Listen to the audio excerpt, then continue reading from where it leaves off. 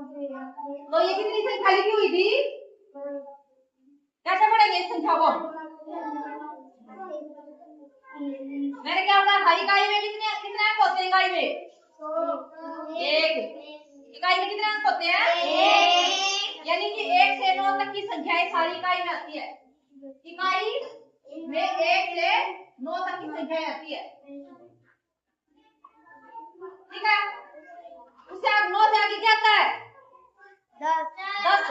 अब 10 में 2 अंक आगे ना, कितने आगे? 2। तो वो दहाई की संख्या बन गया। और समझ गया? दहाई में कौन सी संख्या आती है? 10 से शुरू होकर 99 तक की संख्याएं आती है सारी। 10 से शुरू होकर 99 तक की सारी संख्याएं दहाई में आती है। 2 अंक है, देखो सब 99 तक 2 अंक है ना, फिर 99 से आगे क्या जाता है? तो 100 में कितने अंक आते हैं?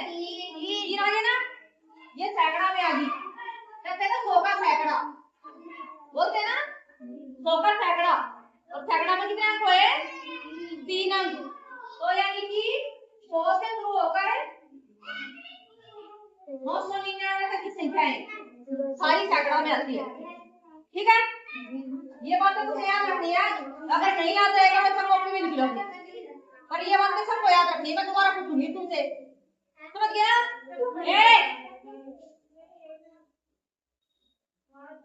अब देखो संख्या हमारी कितनी लिखी है? 300।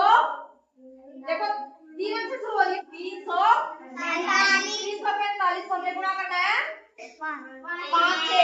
तो सबसे पहले कौन सी संख्या से करेंगे? जब हम सवाल शुरू करते हैं तो हमेशा इकाई से शुरू करेंगे। पंजो पंजो, अगर मैं ऐसे लिख दूं तो क्या ये ठीक है? क्यों ठीक नहीं है? अब मैं फिर वही बात पूछ रही हूँ इतना समझाने के बाद तुमसे, क्योंकि इकाई की लाइन के नीचे हमेशा इकाई की ही संख्या आएगी। ये गलत इसलिए है क्योंकि इकाई की संख्या हमारी कौन सी है? 5। और 2 कौन सा है? 2 तो दहाई का है, तो हमें दहाई वाली लाइन को देना पड़ेगा वो। तो हम क्या करेंगे? इकाई का अंक हम इकाई को दे देते हैं और दहाई वाला दहाई को दे देते हो। दहाई वाला हमने दहाई वाली लाइन को दे दिया, ठीक है। अब करेंगे आगे। 5 चौके कितना था? 5 चौके 20। और 20 में हमारे पास 2 ये था, इसको जोड़ेंगे हम। असील को हमेशा जोड़ते हैं। 20 और 2 22। अब ये बताओ 22 का 22 लिखूं या फिर क्या लिखूं? 2 कैसे आएगा? क्योंकि बताओ